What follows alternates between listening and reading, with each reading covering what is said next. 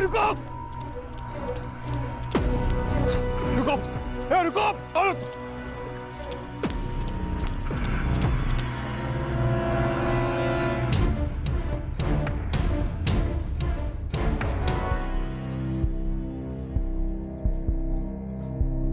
आई सुन, जब मैं घर में न रहूं तो किसी के लिए भी दरवाजा मत खोलना।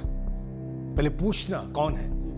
अगर कोई जवाब न दे या आवाज अनजाने लगे तो दरवाजा बिल्कुल मत खोलना। कल का कल बिल्कुल नहीं खोलूंगी।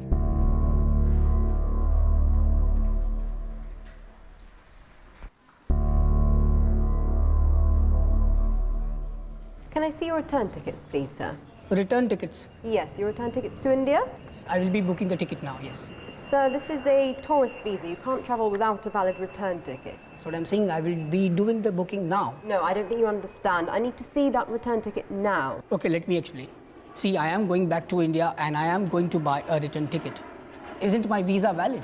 If I don't go back from here as per the visa says, you can then catch me. I'm sorry, sir, but you can't travel without a valid return ticket. Say, listen, let me explain. There is some problem happening Officer here. Johnson to immigration counter immediately. You're not understanding, Please madam. report There to is some problem immigration happening. I need...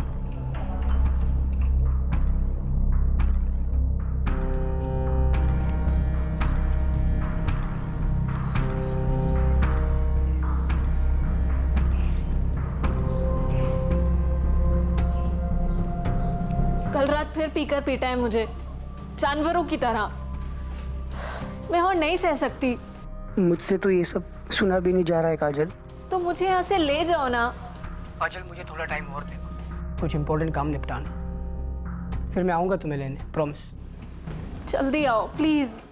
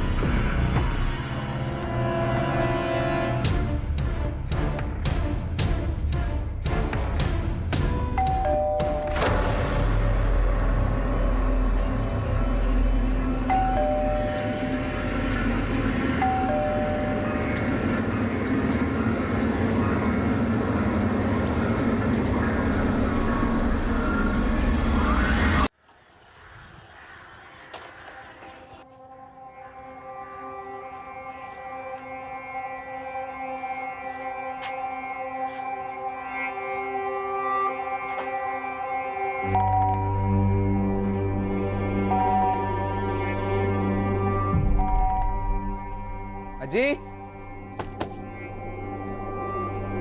अजी,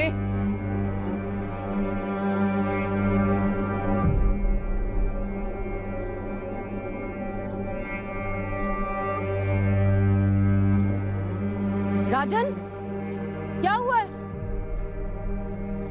भाई पता नहीं क्या हुआ है। मैं जब आया तब गेट खुला था और ये दरवाजा भी खुला था। जयदेव काका की गाड़ी भी नहीं है और जयदेव काका और अजी का फोन भी नहीं लग रहा है। भाई कुछ तो हुआ है। मैं पुलिस को फोन करता हूँ अभी के अभी। अरे तुझे पहले ही करना चाहिए था पुलिस को फोन।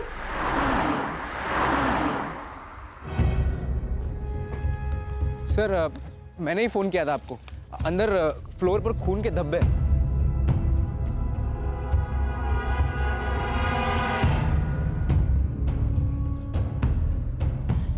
राजन, अशोक काका को फोन कर। हाँ, करता हूँ। जल्दी मिला। अभी कर।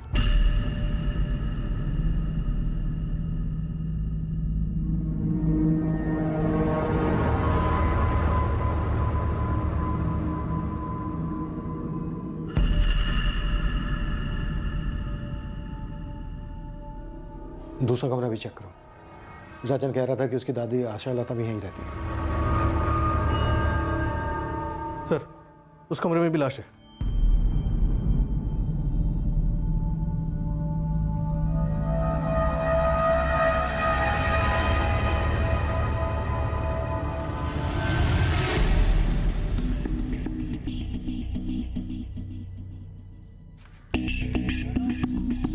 सर मेरे काका जयदेव परांज पे और आजी आशालता परांज पे, ये दोनों ही रहते थे यहाँ पे। जयदेव काका की शादी नहीं हुई थी। तुमने आखिरी बार कब देखा था इन लोगों को? सर मेरी आई उनके लिए दोनों टाइम का खाना बनाती थी। कल रात को आई डिनर लेके आई थी और आज मैं लंच लेके आया। और रोहिणी जी, कल रात जब आप इन लोगों के लिए डिनर लेकर आए तब सब सही था? जी बिल्कुल, रोज की तरह ही था।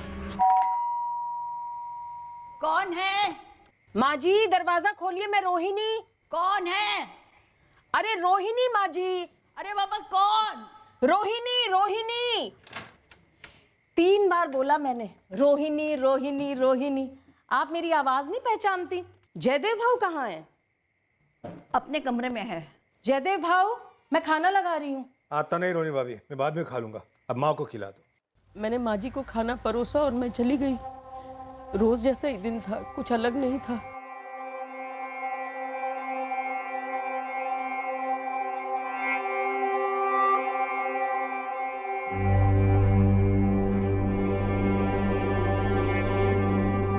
ये राजन आज दोपहर का खाना लेकर आया था, लेकिन लगता नहीं कि जयदेव जी और उनकी माँ आशालता जी ने आज सुबह नाश्ता किया था। कल के बर्तन भी अभी तक धुले नहीं। क्या सुबह से कोई काम वाली बाई भी नहीं आई होगी? हाँ सर, एक काम वाली बाई आती है। नाव कहती साई? शायद कविता। वो कॉलोनी के और घरों में भी काम करती है। राजन, तुम्हारे काका जयदेव परांजपे की गाड़ी का नंबर मालूम है तुम्हें? नहीं सर, गाड़ी के पेपर्स देखने होंगे, शायद अंदर होंगे। ठीक है, अंदर चल के बताओ क्या क्या मिसिंग है, जितना तुम्हें याद हो। MHX149D1 रेड कलर के सेडान कार है। कल रात से लेकर आज सुबह तक के बीच में लेके गए होंगे हत्यारे। अगरकर कॉलोनी और उसके आसपास जितने भी कैमरा है, सबके CCTV फुटेज चाहिए मुझे तुरंत।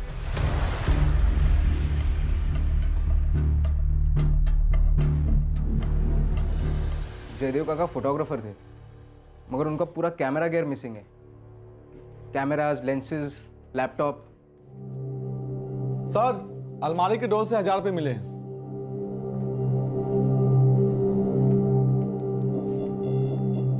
और भी पैसे रहे होंगे यहाँ पे? सर जयदेव काका घर पे कितने पैसे रखते थे ये मैं नहीं जानता, मगर उनके वॉलेट में कई सारे डेबिट कार्ड्स और क्रेडिट कार्ड्स रहा करते थे। वॉलेट भी मिसिंग है। तुम्हारे जयदेव काका प्रोफेशनल फोटोग्राफर थे? जी सर, वाइल्ड लाइफ फोटोग्राफर। उन्हें कई सारे अवार्ड्स मिले थे।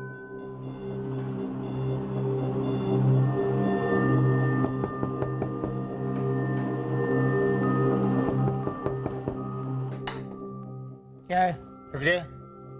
इकड़े क्या हुआ? ये गाड़ी तुम्हारी है? हाँ, मेरे बॉस की गाड़ी है। 2-3 दिन के लिए इधर ही रहेगी। क्यों, कोई प्रॉब्लम है? ये जगह उनकी है जिनका अपना घर है, भाड़ोतरियों की नहीं है। क्यों? मैंने गाड़ी लगाई है तो जलन हो रही है। चुप कर, चुपचाप गाड़ी को ले जा, वरना तेरे मालिक पुरोहित को बता दूंगा, फोन कर दूंगा अभी। ठीक है, जो होता है वो कर लेना, ठीक है? मैं किसी के बाप से नहीं डरता और ये गाड़ी नहीं हटेगी। मैं पुलिस को बुलवा रहा हूँ, जब वो टो करके ले जाएगा फिर मत कहना। कल रात को तो हमने ऐसे कोई आवाज नहीं सुनी, लेकिन कोई जोर जबरदस्ती घुस भी जाता तो चिल्लम चिल्ली तो होती ना।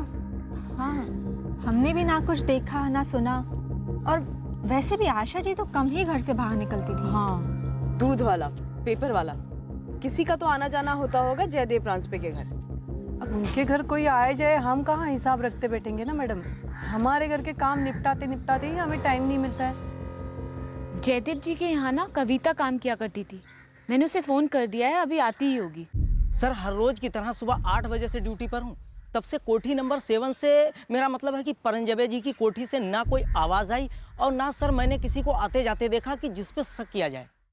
लोकेश, कल रात को 7:30 बजे रोहिणी जी के आने के बाद जयदेव जी के घर पे और कोई आया था? जी नहीं, मेरी ड्यूटी 8 बजे तक थी सर, तब तक सर कोई भी नहीं आया था।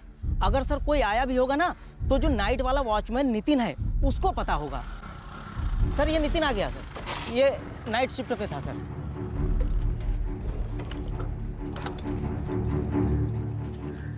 नितिन, कोठी नंबर 7 में कल कोई आया था जयदेव जी के यहाँ? नहीं साहब, कल तो कोई नहीं आया उनके घर पे। और 11:15 बजे करीब जयदेव साहब खुद बाहर गए थे। कार लेकर गए थे? हाँ साहब, सीसीटीवी फुटेज दिखा दो ना शरद साहब। फुटेज ट्रांसफर हो रहा है, लेकिन एक बात मेरी समझ में नहीं आ रही है। अगर जयदेव जी अपनी कार खुद चलाकर बाहर गए, फिर वो वापस कैसे आए? क्योंकि उनके घर के कंपाउंड में तो उनकी कार है ही नहीं। रात को तो वो वापस लौटे नहीं साहब, मुझे लगा बाहर गए किसी काम के लिए। लेकिन ठीक से याद करके बता, जयदेव जी गाड़ी लेकर बाहर गए थे? हाँ साहब, गाड़ी तो जयदेव जी की ही थी। गाड़ी कौन चला रहा था? जयदेव जी? ठीक से देखा तूने? साहब इतना झांक कर तो नहीं देखा, पर ऐसा नहीं लग रहा था कि गाड़ी कोई और चला रहा है।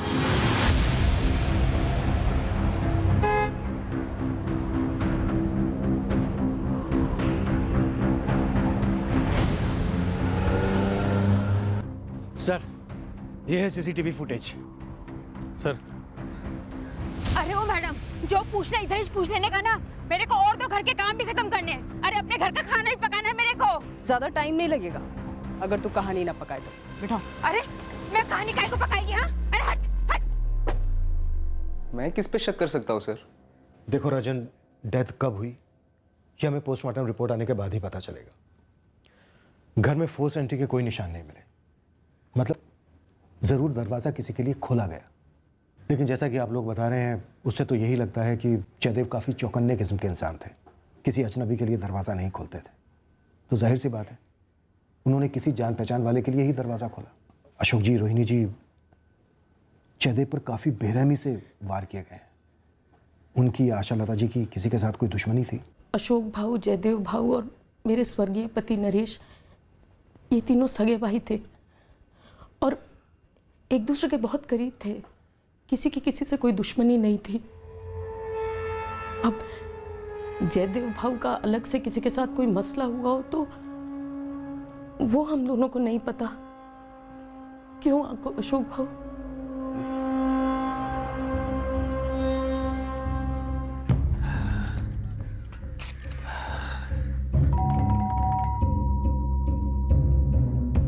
कौन है? आई अशोक। कौन है? आई तुम्हारा बड़ा बेटा। कौन आई? कौन घर पर नजर रखे हुए? मुझे ज्यादा कुछ तो पता नहीं, मगर इन दिनों जयदेव काफी परेशान रहता है। जाते वक्त मुझे 3 बार बोल के जाता है कि बिना आवाज पहचाने, बिना ठीक से पहचाने दरवाजा मत खोलना।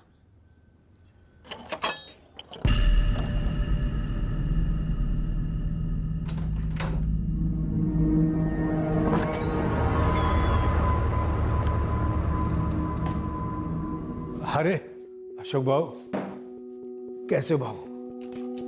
मैं ठीक हूं, तू बता जयदेव। अरे ये कौन लोग हैं जो घर पर नजर रखे हुए? पता नहीं, ऐसा मुझे लगता है भाऊ। कोई झगड़ा तो नहीं हुआ तेरा? तुझे किसी से कोई खतरा है? तो जयदेव ने किसी खतरे के बारे में बताया आपको? जी नहीं, कुछ नहीं बताया। कब की बात है अशोक जी? यही पिछले हफ्ते की। मैं ऐसे ही आई से मिलने गया था, तब उन्होंने बताया। क्या जयदेव आप लोगों से कुछ छुपा रहे थे? शायद उनके फोटोग्राफी के प्रोफेशन को लेकर कुछ छुपा रहे हो? सर, जयदेव काका कई फेमस वाइल्ड लाइफ मैगजीन्स के लिए काम करते थे, मगर उसके बारे में हम ज़्यादा नहीं जानते। कौन डिटेल दे सकता है इस बारे में राजा? मैं पता लगा सकता हूँ सर। शायद इंटरनेट पे से पता चल जाए वो कौन से पब्लिकेशंस के लिए काम करते थे। सर, जयदेव काका का अपनी प्रोफेशन में काफ़ी नाम था। मैं पता लगा सकता हूँ सर। शायद इंटरनेट पे से पता चल जाए वो कौन से पब्लिकेशंस के लिए काम करते थे। सर, जयदेव काका का अपनी प्रोफेशन में काफ़ी नाम था।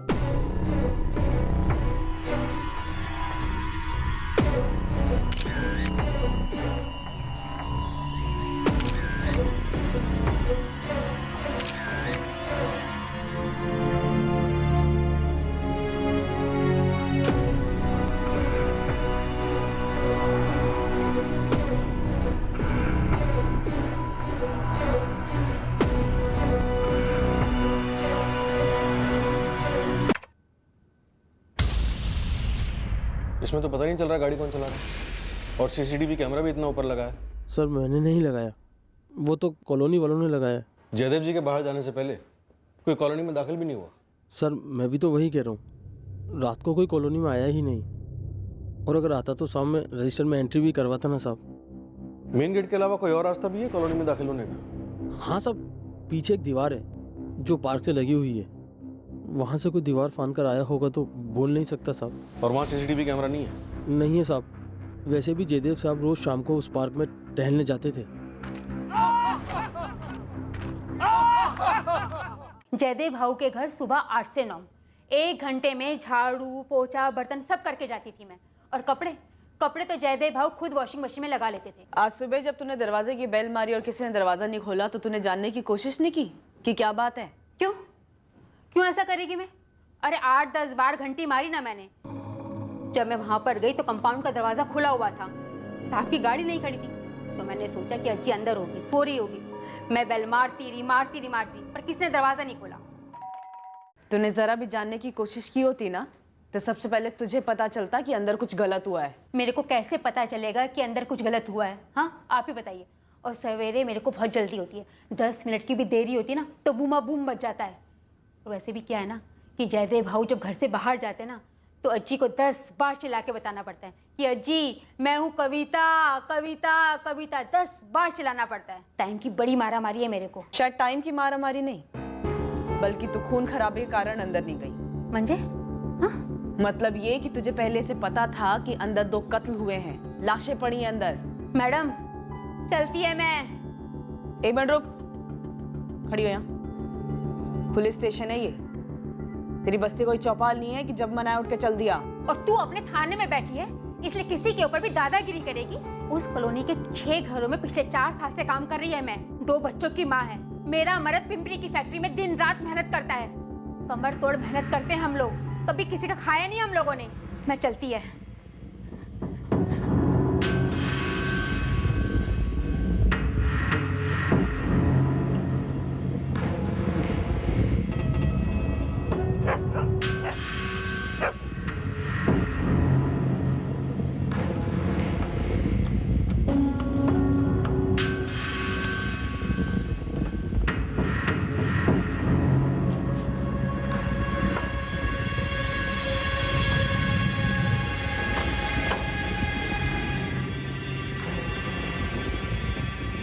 जयदेव प्रांजपे पे 14 वार हुए, वो भी बहुत गहरे वार, छुरे से। छुरा बड़ा रहा होगा लेकिन चौपर जितना भी नहीं। पर एक बात तो तय है कि स्टैबिंग जो है वो बहुत ही जोर लगा करके की गई होगी।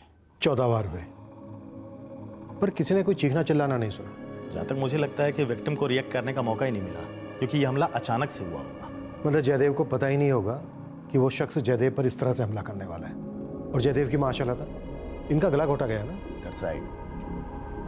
ये देखिए, इनके दाहिने कंधे की ये हड्डी टूटी हुई है, और जहाँ तक मेरा ख्याल है ये बेड से उठी होंगी और कातिल ने इनका गला पकड़ करके पीछे की तरफ बहुत जोर से धक्का दिया होगा। ये जो इनके गले पे उंगलियों के निशान हैं, फॉरेंसिक ने इसे कलेक्ट कर लिया है। मौत की टाइमिंग डॉक्टर? कल रात यही कोई 10-11 के बीच में, क्योंकि इन दोनों के पेट से अनडाइजेस्टेड खाना मिला है।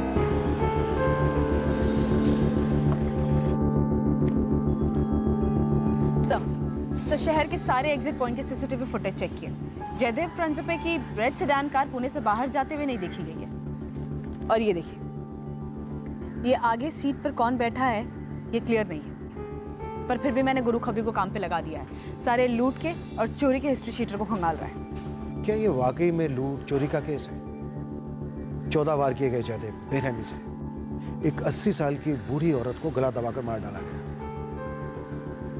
मुझे गहरी नफरत की बू आ रही है। सर, कुछ पब्लिकेशन हाउसेस के नंबर मिले हैं जिनके लिए जयदेव प्रांजपे फ्रीलांस काम करता था। मैं उनसे बात करती हूँ।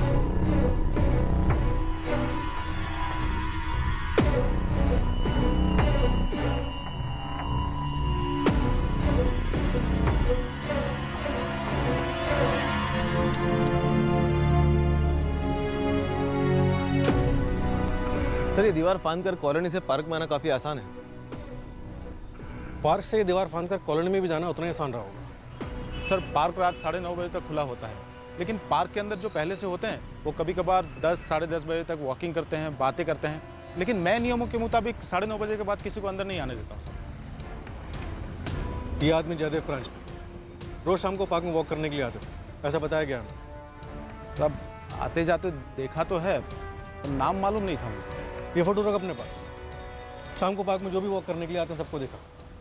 जयदेव प्रांशु को जो भी जानता हो सबका नंबर ले और मुझे इस नंबर पे कांटेक्ट कर। जी मैंने अखबार में जयदेव के बारे में पढ़ा, काफ़ी शौक लगा मुझे जानकर। बड़ा ही अच्छा इंसान था, जेम ऑफ अ पर्सन और एक बेहतरीन फोटोग्राफर भी। जयदेव प्रांजपे के मर्डर के साथ साथ उनका कैमरा, लेंसेज, लैपटॉप और पेन ड्राइव सब मिसिंग है। किसी प्रोजेक्ट या असाइनमेंट पे काम कर रहे थे क्या वो? आपका मतलब कोई ऐसा काम जिससे उसकी जान को खतरा हो? जी हाँ। देखिए मैडम, जयदेव परांजपे सिर्फ एक वाइल्ड लाइफ फोटोग्राफर ही नहीं था। इसके अलावा भी जयदेव जंगल में पेड़ों के काटे जाने और सॉइल इरोजन जैसे इश्यूज पर आर्टिकल्स लिखता था। इन सब चीजों को लेकर किसी लैंड या सैंड माफिया से कोई अनबन या किसी पॉलिटिकल ग्रुप के साथ ऐसा कुछ था? देखिए मैं पक्का तो नहीं बता सकता, हमारे किसी आर्टिकल या फीचर के कारण आज तक तो ऐसा हुआ नहीं है। लेकिन जयदेव तो एक फ्रीलांसर था, वो दूसरी मैगजीन्स और ऑर्गेनाइजेशंस के लिए भी काम करता था। जयदेव काफ़ी परेशान और अपसेट थे इस बात को लेकर कि कुछ रईस पावरफुल लोग जंगल की ज़मीन है अपने लैविश रिजॉर्ट्स खड़े करने के लिए हथियार रहे थे। मिस्टर बिनॉय कौन थे वो लोग? कुछ डिटेल में बता सकते हैं आप? पता करना पड़ेगा मैम, बात करनी होगी कुछ लोगों से। मेरी लास्ट मुलाकात जयदेव से किताबों की एक दुकान में हुई थी। वो लॉ की कुछ किताबें खरीद रहा था। क्या किसी पे कोई केस करने वाले थे या जयदेव जी पे किसी ने केस किया था कोई? डिटेल तो मुझे पता नहीं मैडम। एक्चुअली जयदेव को जंगलों की जमीनों पर हो रहे अतिक्रमण की चिंता थी, वो इसे रोकने के लिए कुछ करना चाहता था। मिस्टर मुखर्जी, हमारे लिए जानना बहुत जरूरी है कि वो किसके साथ भिड़ गए थे इस मसले को लेकर। आप प्लीज अपने सर्कल में बात कीजिए। रोहिणी, एक सवाल उठ रहा है दिमाग में, एक शक ही समझो। क्या वो हमसे बदला ले रही है? अशोक भाऊ, क्या कह रहे हैं आप? अगर वो इन सब के पीछे है तो आपको लगता है कि हमारी बारी भी जल्दी आएगी? पता नहीं। अगर वो बदला ले रही है तो उसने जयदेव को क्यों मारा? उसका सबसे ज्यादा गुस्सा तो आई पर था ना, हम पर था ना। पर उसे हमारी बातों और फैसले का पता कैसे चला होगा? बाबा, आपने काकी से वो बात पूछी ही नहीं जो आप पूछने वाले थे। ऐसे कैसे सीधे सीधे रोहिणी से पूछता? नीलम बेटा, ये नहीं हो सकता। और कौन हो सकता है बाबा, जिसके लिए इतनी रात गए जयदेव काका बेझिझक दरवाजा खोलते?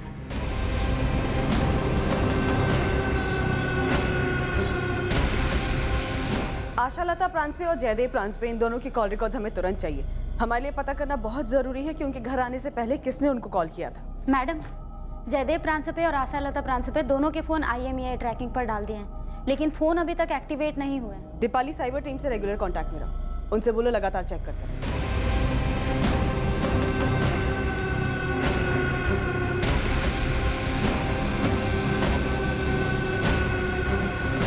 सर, हिस्ट्री शीटर से पूछताछ हो रही है।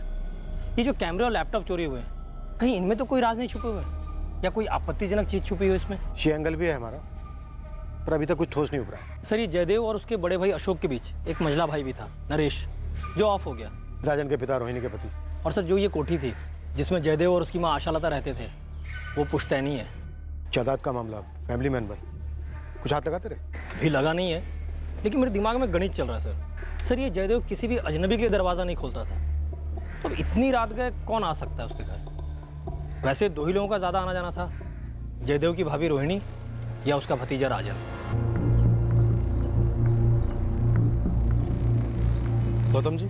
जी, वो वॉचमैन ने मुझे जयदेव का फोटो दिखाया था, मैं अच्छी तरह से जानता था उसे। गौतम जी, क्या आप कुछ बता सकते हैं? हमारा मानना है कि कोई इस पार्क की दीवार को फांदकर कॉलोनी में दाखिल हुआ होगा। जयदेव परेशान तो था। किस बात को लेकर? नहीं बताया, लेकिन आंखें सब बोल देती है। वो बेचैन रहता था। हाँ, इतना तो हमने भी सुना है कि जयदेव जी को किसी बात का डर था। वो अपनी माँ से भी बार बार बोलते थे कि बिना नाम जाने किसी के लिए भी दरवाजा मत खोलो। सुबह से एक किस्सा याद करने की कोशिश कर रहा हूँ जयदेव के बारे में। कैसा किस्सा? कुछ याद नहीं आ रहा है। कुछ हुआ तो जरूर था, पर क्या हुआ था, कब हुआ था, याद नहीं कर पा रहा हूं मैं। गौतम जी, प्लीज याद करने की कोशिश कीजिए। शायद आपकी बताई कोई बात हम इस केस में सुराग दे सके। एक शाम थी, हम लाफ्टर क्लब वाले लोटपोट हो रहे थे, तभी मेरी नज़र सामने जयदेव पे पड़ी।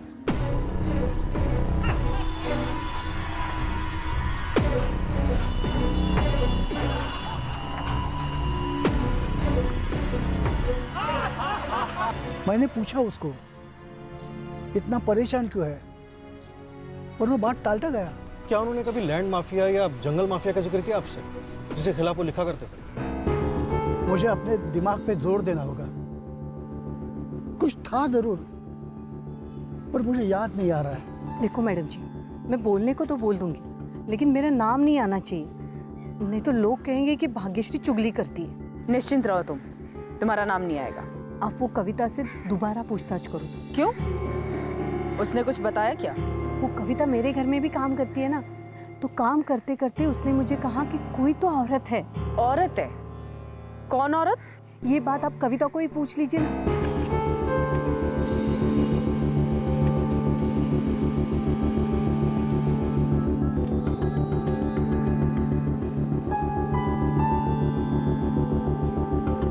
जयदेव और आशालता जी दोनों के फोन रिकॉर्ड्स चेक किए। उस रात दोनों में से किसी को कोई कॉल नहीं आया। सर, उस दिन जयदेव को आखिरी कॉल शाम 4:30 बजे आया था मुंबई से। मैंने बात की तो बोला जयदेव का कोई दोस्त है। उसके बाद जयदेव के फोन पर कोई भी कॉल नहीं आया। यानी जो भी आया बिना बताए अचानक से आया होगा और बेल बजाई होगी। और जयदेव ने शायद अपनी आदत से विपरीत दरवाजा खोला होगा, पर दरवाजा खोलने से पहले आई होल से तो जरूर झांका होगा।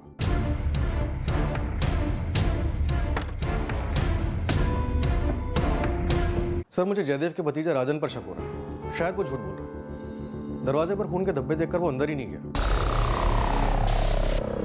मुझे तभी डाउट हुआ था, शायद उसकी मां रोहिणी भी मिली हुई, शायद कोठी का कोई मामला, या शायद जयदेव के बड़े भाई अशोक भी शामिल। उनके हाव भाव दुख से ज्यादा टेंशन के लग रहे थे। हो सकता है इन लोगों ने मिलकर कोई झूठी कहानी रची। और वो नौकरानी कविता, वो भी तो शामिल हो सकती है। कह रही है कि उसने बार बार बेल बजाई, 10 मिनट तक दरवाजे के बाहर खड़ी रही, फिर भी उसको पता नहीं चला कि दरवाजा खुला हुआ है। कौन सी औरत की बात की थी मैं, और किसने बताया तुमको? एक कानपत्ती का माँ, वरना बुलाऊंगी अभी तेरे आदमी को, तेरे बिरादरी के सारे लोगों को, उसके बाद सबसे पूछताछ होगी। अब तू देख ले कि क्या करना है। आदमी को बीच में क्यों लेकर आती हूँ? हाँ, तो फिर औरत का नाम बोल। मेरे को उस औरत का नाम तो नहीं पता, मैंने तो बस ऐसे ही बोल दिया था कि उस औरत से पूछताछ करनी चाहिए। किस औरत से? अरे वही औरत जो जयदेव भाऊ को फोन किया करती थी।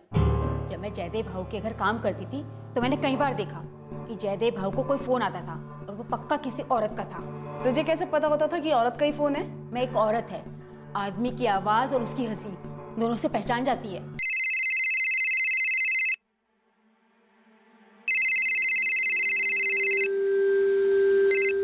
हेलो। हाँ हाँ, घर पर ही हूँ।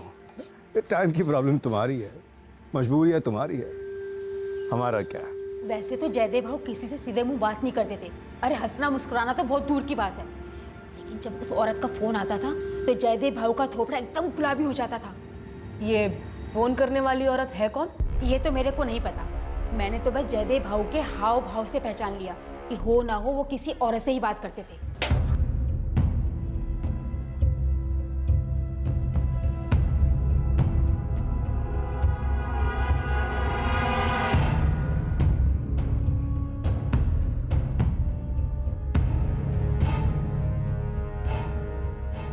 कैसे हो बेटा?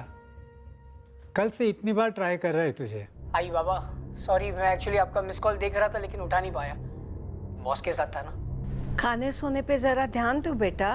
तेरे खाने की यहाँ बहुत याद आती है। कैसे हो आप दोनों? हम दोनों ठीक है बेटा। बेटा, ये तेरे लिए कब मुमकिन होगा कि तू थोड़े से पैसे हमारे लिए भेज दे? यहाँ बैच की रकम इतने बढ़ते जा रही है। जो थोड़ा बहुत भेज सको भेज दो। कल साहूकार घर आया था, बोला है कि अगर इस महीने कुछ नहीं दिया तो हमारे खेत का कुछ हिस्सा ले लेगा। बाबा प्लीज, आप जरा भी टेंशन मत लेना, मैं हूं ना। देखो आप, मैं इस महीने आपको जरूर पैसे भेजूंगा। हाँ बाबा, बॉस बुला रहा है, मैं अभी भी ऑफिस में हूँ, लेकिन आपको रात को जरूर फोन करूंगा घर से।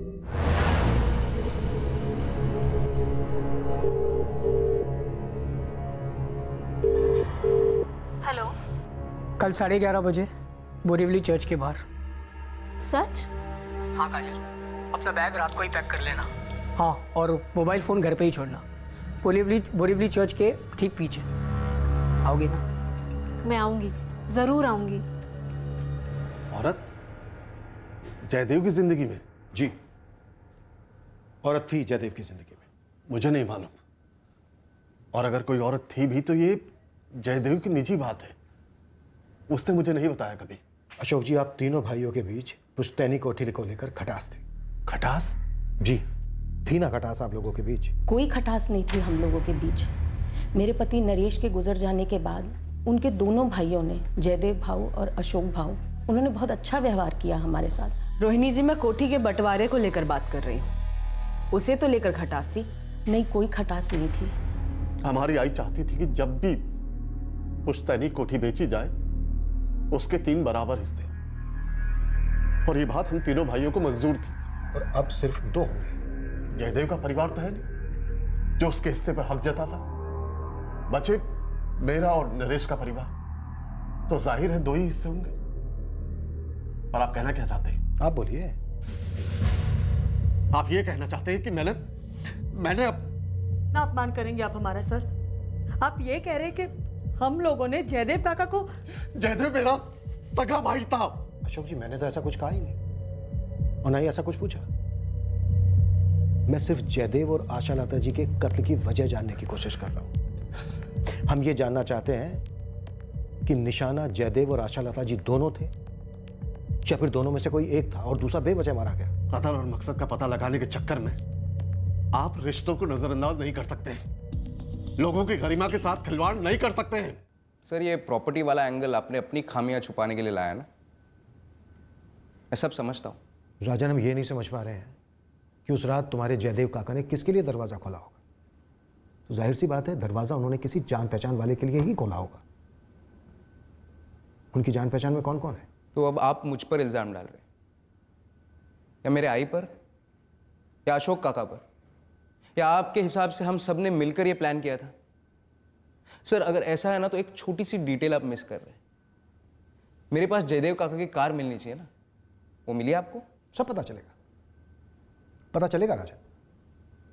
पहले तुम हमें बताओ, और कौन जान पहचान वाले हैं तुम्हारे जयदेव काका के जिन्होंने उन पर इस तरह से हमला किया कि उन्हें रिएक्ट करने का मौका ही नहीं मिला?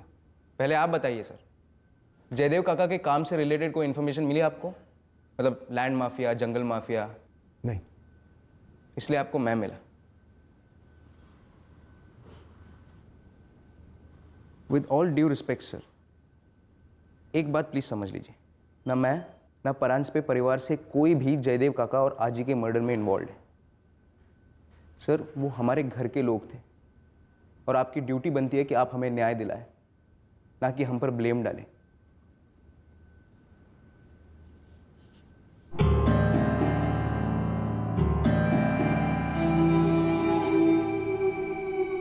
बेटा, हम डरे हुए हैं सर।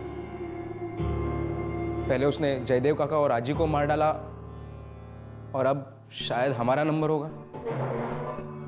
क्यों डर लग रहा है तुम लोगों को? कोई क्यों मारना चाहेगा तुम्हारे पूरे परिवार को? ऐसा कुछ हुआ है? और ये बात तुम लोगों ने हमें पहले क्यों नहीं बताई? क्योंकि उस औरत के साथ अब हमारा कोई संबंध नहीं है। मेरे पिताजी जयदेव काका और अशोक काका ने उनके साथ सारे संबंध तोड़ दिए थे। किस औरत की बात कर रहे हो तुम राजन? क्या वो हमसे बदला ले रही है? अगर वो इन सब के पीछे है तो आपको लगता है कि हमारी बारी भी जल्दी आएगी? मेरे पिताजी जयदेव काका और अशोक काका की एक सगी छोटी बहन, गौरी आप्टे नाम है उनका, मगर अब वो कहाँ है ये हम नहीं जानते। और तुम लोगों को डर है कि शायद गौरी आप्टे तुम लोगों को मार डालेगी। क्यों करेगी वो ऐसा? क्योंकि वो अब हमारे परिवार का हिस्सा नहीं है सर। हमने उससे सारे रिश्ते तोड़ दिए, इसलिए शायद वो शायद पता नहीं है सर। पता नहीं ये सब सच है या वहम है या क्या है।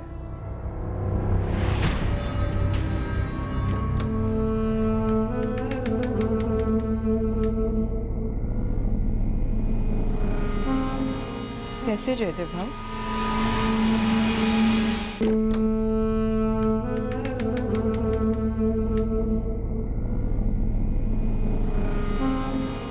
कैसे जयदेव भाऊ? राजन, तुम्हारे पूरे परिवार ने गौरी आप्टे के बारे में हमसे छुपाया। इसका कोई खास कारण? सर उनके बारे में आप आइए अशोक काका से पूछिए। मैं उन्हें आखिरी बार 20 साल पहले मिला था। उसके बाद आज तक मैंने उन्हें देखा भी नहीं है।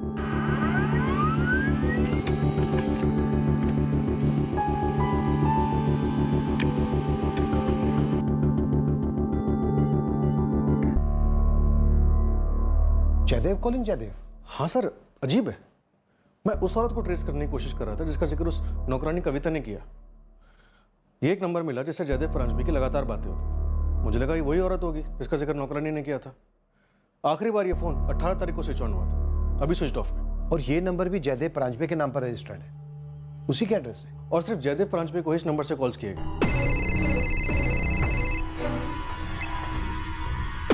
हेलो, इस बंदे को इसके नंबर के रजिस्टर्ड एड्रेस से ढूंढना तो आसान नहीं होगा, क्योंकि वो एड्रेस तो जयदेव परांजपे का ही एड्रेस है। सर एक ही तरीका है इस नंबर को ट्रैक करने के लिए, इसकी पिन पॉइंट लोकेशंस को ट्रेस करना, जहां से कॉल्स किए गए या फिर रिसीव हुए। क्या जिस मोबाइल में सिम कार्ड एक्टिव था उस मोबाइल की IMEI को ट्रैकिंग पे डाल सकते हैं। हो सकता है कोई दूसरा सिम उसमें एक्टिव हो।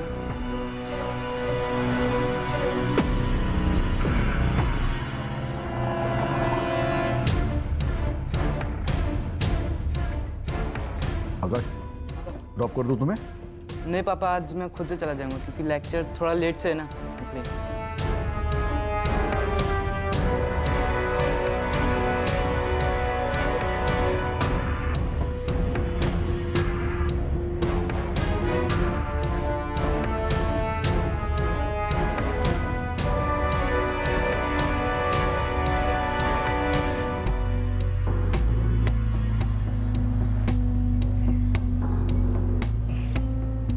हम कहाँ जा रहे हैं? तुम्हारे नए घर। और कहाँ है मेरा नया घर? पुणे में। जो मेरा घर था वो आज से तुम्हारा।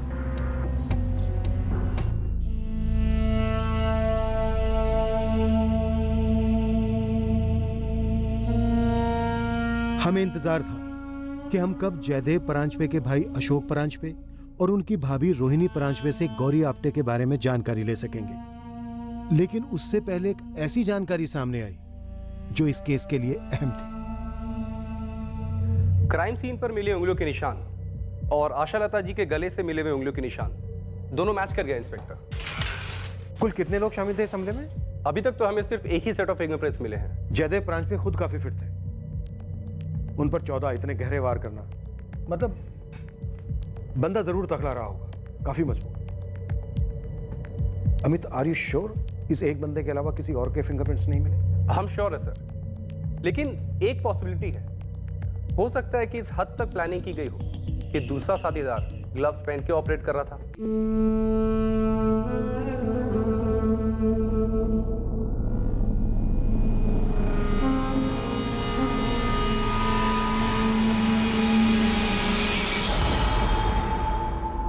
फॉरेंसिक टीम का कहना है कि हमलावर एक ही था, शायद जवान था। फिर भी मैंने उनसे दोबारा स्कैनिंग के लिए कहा है। सर एक और अपडेट है। इस हत्याकांड के कुछ 12 दिन पहले 2 जवान लड़के जयदेव परांजपे के घर की तस्वीरें ले रहे थे। सीसीटीवी में कैप्चर हुए? जी सर, फुटेज मंगवाइए। कॉलोनी के चेयरमैन ने बात बताई, वो कल ही अब्रॉड ट्रिप से वापस लौटे। सर मैं कल ही लौटा अब्रॉड ट्रिप से। मैं 15 नवंबर को गया था यहाँ से। और सर अजीब बात यह है कि 7 नवंबर को जयदेव जी मेरे पास आए थे और उन्होंने 6 नवंबर की सीसीटीवी फुटेज मांगी थी। कोई उनके घर की तस्वीरें ले रहा था सर।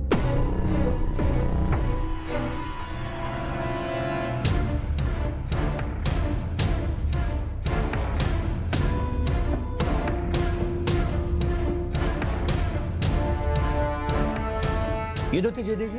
बिल्कुल यही 2 थे। मैंने इनको आवाज भी लगाई तो ये भाग गए। फिर मैं तुरंत वॉचमैन लोकेश को पूछने गया, वो केबिन में था ही नहीं। अरे उसने तो इन दोनों को ना आते देखा है ना जाते। सर उस समय इस बात पे इतना ध्यान नहीं दिया था, इतना सीरियस नहीं लगा था तभी। हमें सीसीटीवी की फुटेज तुरंत चाहिए वसुदेव जी। पूरी कॉलोनी में फोटो घुमाई, पर कॉलोनी में तो किसी ने भी इन दोनों लड़कों को नहीं पहचाना। गुरु खबरी से कहो कि पता लगा ये दोनों लड़के कौन है, कहीं इनका कोई क्रिमिनल रिकॉर्ड तो नहीं है। अशोक जी, रोनी जी आ रहे हैं? Yes sir. वैसे सर जब उनसे फोन पे बात हुई तो उन्होंने इतनी हिंट दी कि उनकी जो छोटी बहन गौरी आप्टे 20 साल पहले उसकी किसी से शादी हुई फिर उसने उसे छोड़ दिया किसी दूसरे के लिए, धोखा दिया। क्यों? कुछ बोले? नो सर, इसके अलावा ज्यादा कुछ नहीं बोले। मैंने सोचा यहाँ आ जाएंगे तो डिटेल में बात हो जाएगी। काका जो है असलियत वो बता दीजिए। अब जो है वो है।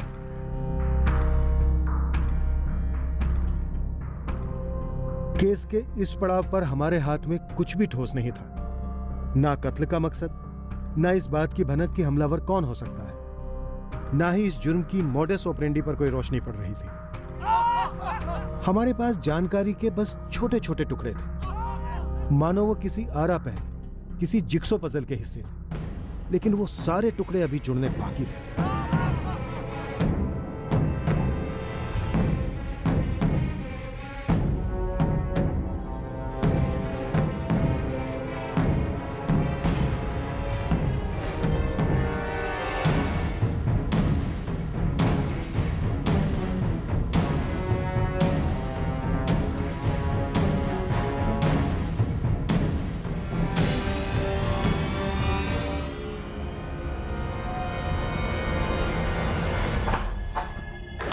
एक और काम मिला है भाई। ये काम करते करते हमारी जिंदगी का असली मकसद मत भूल जाना। तो सवाल ही पैदा नहीं होता भाई। ये बहुत छोटकू सा काम है, दिन वेस्ट नहीं करेंगे, आज रात को ही निपटाना है। वैसे इस काम के हमें पैसे तो अच्छे मिलेंगे ना? काफी अच्छे मिलेंगे। केस के इस पॉइंट तक हमारी तरफ से हुए सिर्फ 2 असेसमेंट सही साबित होने वाले थे। पहला ये कि हमलावर पार्क की दीवार फांदकर जयदेव परांजपे की कॉलोनी में दाखिल हुआ, और दूसरा ये कि हमलावर कोई जवान लड़का था। पर कत्ल का मकसद क्या था? मास्टरमाइंड कौन था? क्या कोई और भी उसका शिकार होने वाला था? इन सभी सवालों के जवाब से हम कोसों दूर थे। हमारे लिए इस वक्त सबसे जरूरी था उन 2 लड़कों तक पहुंचना जो जयदेव परांजपे की कॉलोनी में स्पॉट हुए थे। हमें अभी तक परांजपे परिवार के 3 भाइयों की छोटी बहन गौरी आप्टे के बारे में बहुत कुछ जानना बाकी था। हमें अभी ये भी पता नहीं था कि एक और नौजवान का इस केस में क्या रोल था, जो उस शाम पार्क में मौजूद था जब जयदेव परांजपे वॉक कर रहे थे और किसी बात से परेशान थे। ये सारी जानकारी हासिल कर, उन्हें जोड़कर इस केस को हल हम कल के एपिसोड में करेंगे। क्राइम पेट्रोल सतर्क। जय हिंद।